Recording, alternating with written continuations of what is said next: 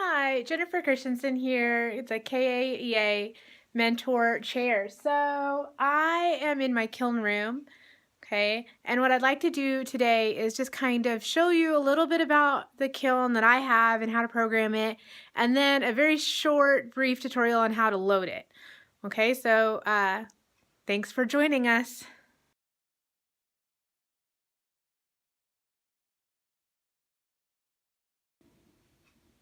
So let's start with my kiln. I have a Scott automatic kiln, which means it's got that awesome computer that has some preset programs in it and that you can actually program to do what you want it to do for like glass or if you need to preheat. So we're going to start with the anatomy of the kiln. And inside here, we'll talk about this. This is the fire brick. Okay, that's what this yellow stuff is. And here we have the coils or the elements. I had talked with a friend of mine, Natalie Brown. She teaches high school ceramics, and she wanted to be very clear that not only do these get super hot, they are actually electrified. So you do not want to touch them when the kiln is on, because there is about, how much voltage goes through this bad boy. I think it's 220. And you'll electrocute yourself and have a really bad day. So don't touch the elements, okay? Common sense, but the disclaimer is there. Okay, if we're coming over here, that is my thermocoupler. So basically it tells the temperature of my kiln to the computer. Okay, and at the bottom I have a base layer of my kiln shelves. Okay, you can see some shelf supports there and some really wet clay waiting to hang out and dry out. We'll talk about that in a minute. Okay, so let's go back to the outside. And we have ventilation holes for the fumes that the chemicals that come off the pieces when it gets fired.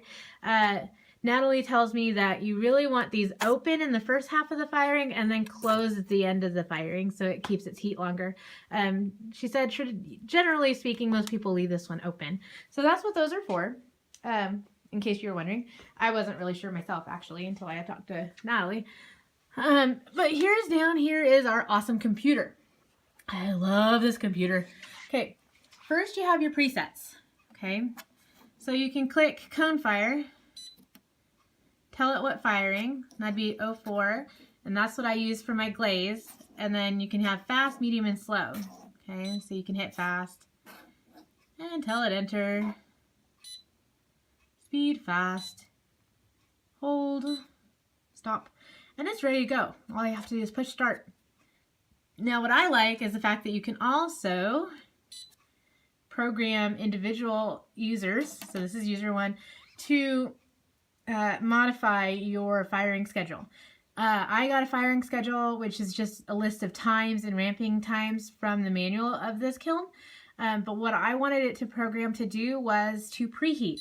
So I have 5 segments, and the first segment is my preheat segment. Now all the preheat does is sets the kiln at about 50 degrees per hour, which I don't know if that's slow or not, but I'm going to adjust it later, to about 200 degrees.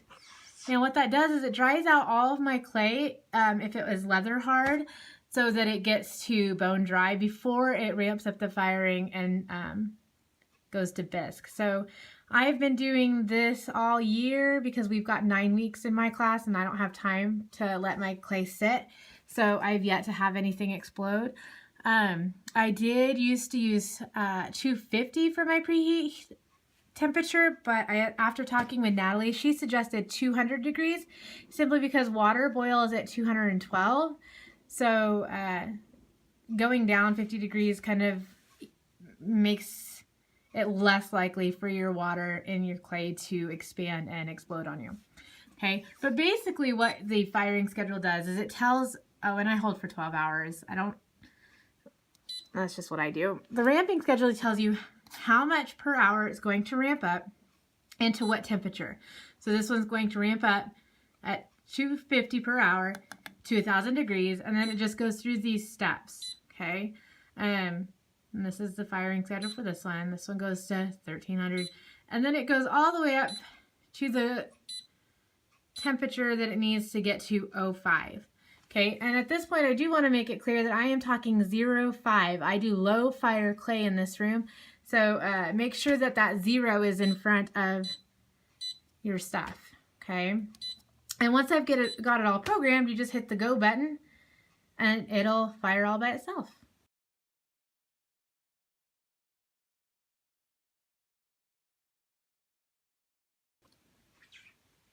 So I want to talk about some kiln accessories and how to load a kiln. The first thing I want to point out are shelf supports, okay, and they come in different sizes and shapes. So these are mine, they're all different sizes, and some kiln stilts. Okay, these little bad boys are awesome when your kids don't follow directions or you need something completely glazed. So the glaze piece sits on that, and as long as your glaze doesn't puddle, it will pop right off of those little spikes. Okay, save your kiln shelf. Speaking of kiln shelves, if you don't know what this stuff is, you might want to investigate it. This is kiln wash, okay? And you apply this to your kiln shelves to protect it from glazing. So if you look at my shelves right here, that's an unglazed, an unwashed side, and there's the wash side. Okay, so it puts a protective coating that the glaze is less likely to stick. Okay, now when you are loading your kiln, the first thing you want to take into account is the size of your shelf supports. So we're going to go over here and look at my pieces that I need to load in the shelf.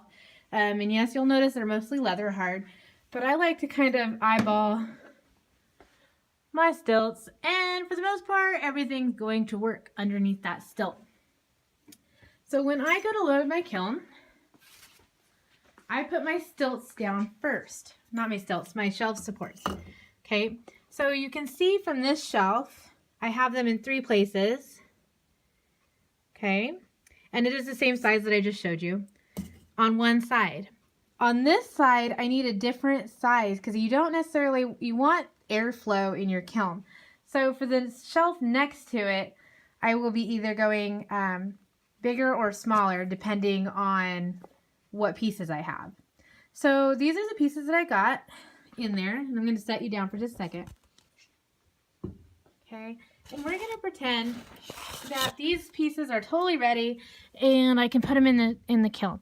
Now, what I do, in case you didn't know, if this is a bisque fire, so your pieces can actually touch. They will not seal together. If this was a glaze fire, that would not be true. Okay, so just keep that in mind.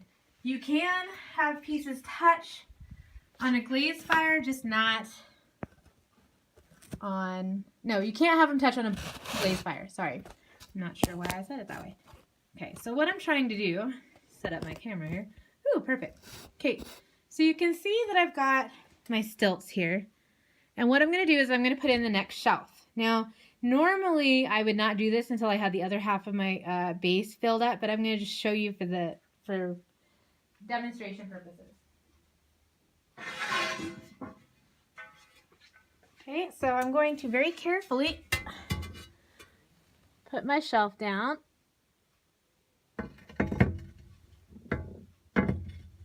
Okay, and it sits just like that. All right, now I'm ready for the next set. So what I'm going to do is I'm going to grab my shelf supports. I want all the same size. Okay.